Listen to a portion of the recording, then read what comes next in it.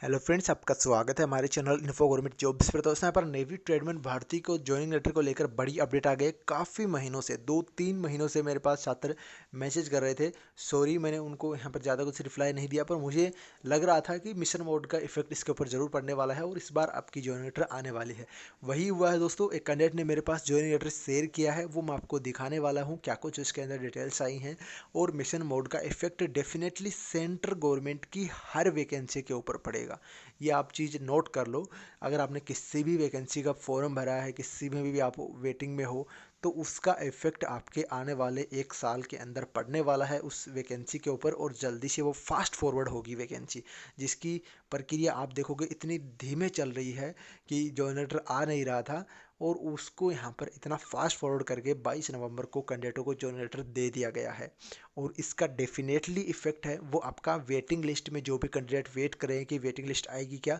तो दोस्तों, अब हम कंफर्म तौर पे बोल सकते हैं, पहले मैं 90% श्योर था, पर अब 99.99% मैं श्योर हूँ कि आपकी वेटिंग लिस्ट आएगी। क्योंकि सेंट्रल गवर्नमेंट को number of appointment letter count करने हैं। आपको पता है अब तक यहाँ पर 2 चरण हो चुके हैं, जिसमें लगभग 1,46,000 के समथिंग कैंडिडेट यहाँ पर ज्वाइनिंग दे जा चुकी है, 1,46,000 को, जिसमें आप जैसे काफ़ी लोगों को लेटर आए हैं वो भी उसमें काउंटेड है। तो इस नंबर को ज़्यादा से ज़्यादा बढ़ाना है, तो सबसे आसान तरीका है कि वेटिंग लिस्ट है जिन भी कैंडिडेटों की है वो क्लियर की जाए।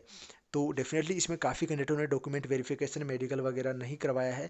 ज्वाइनिंग भी नहीं करेंगे काफ़ी लोग, क्योंकि आपकी एक लेवल 1 की ये पोस्ट है। इस वजह से डेफिनेटली आपकी जो वेटिंग लिस्ट है वो आने वाली है। तो वेट करें, पर ये नहीं बोलूँगा मैं कि इतनी बड़ी आएगी कि 200 300 400 पदों पर। हालांकि 100 के अराउंड आपकी वेटिंग लिस्ट की संभावनाएं बनती हैं, जो कि पिछली वैकेंसी में भी आई थी। और इस बार वैकेंसी डबल है, पर इस बार कैंडिडेट ज्वाइनिंग करने वाले भी ज़्यादा हैं। आपको बता दूं, पिछली बार रीज़न ये था कि पिछली बार काफ़ी लोगों का एएलपी टेक्नीशियन में हो गया था, इस वजह से वो लोग ज्वाइन नहीं कर रहे थे। पर इस बार ऐसा कुछ नहीं है। इस बार है, कुछ लोग हुआ है एएलपी टेक्नीशियन में वेटिंग क्लियर हुआ है, पर इतनी बड़ी मात्रा में नहीं हुआ है जितना उस टाइम में हुआ था। तो वेटिंग लिस्ट तो आएगी, पर 100 से 150 पदों पर तो कन्फर्म आपकी आने वाली है। इससे ज़्यादा मैं आपको नहीं आस दूंगा।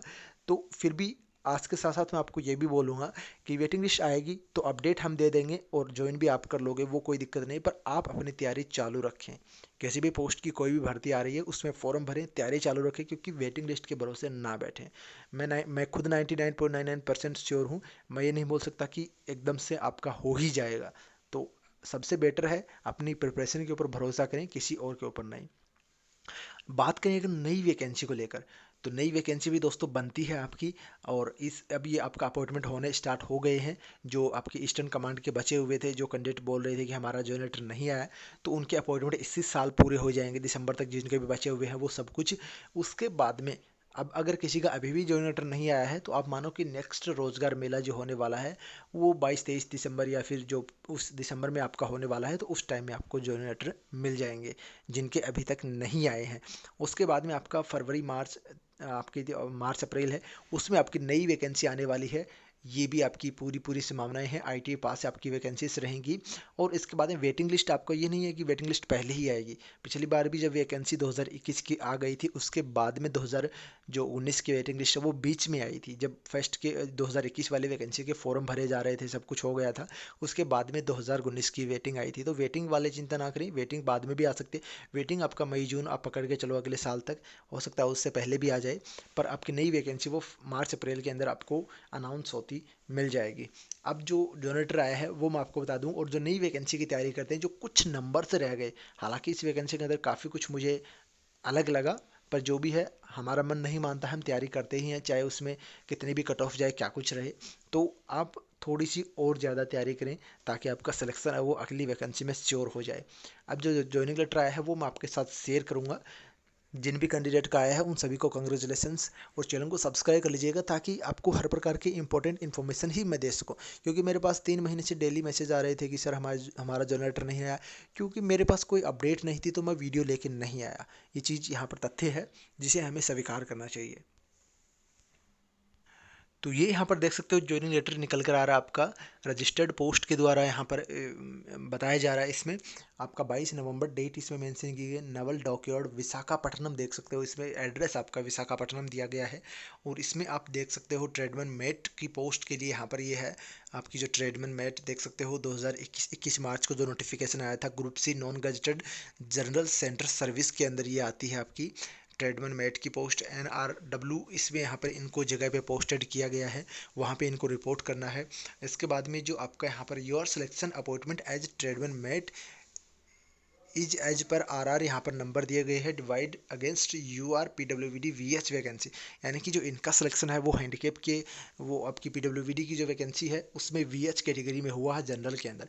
लेवल 1 की पोस्ट है, 18,000 से लेकर 56,900 तक आपका यहाँ पर बेसिक रहने वाला। 7 CPC के अकॉर्डिंग जो आपके CCS के रिवाइज जो पे हैं 2016 के वो आपके ऊपर लागू होंगे। आपको और भी काफ़ी अलाउंसेस मिलने वाले हैं, जैसे कि DNS अलाउंसेस है, HRA है, ट्रांसपोर्ट अलाउंसेस है, ये सारी चीज़ें आपको मिलने वाले हैं। कि मानी है कि मतलब 18,000 आपका एक बेसिक स्टार्ट है, इसके ऊपर आपको अलाउंसेस मिलेंगे तो आपका डेफिनेटली सैलरी है वो 25 से 30 वेरी करेगी आसानी से।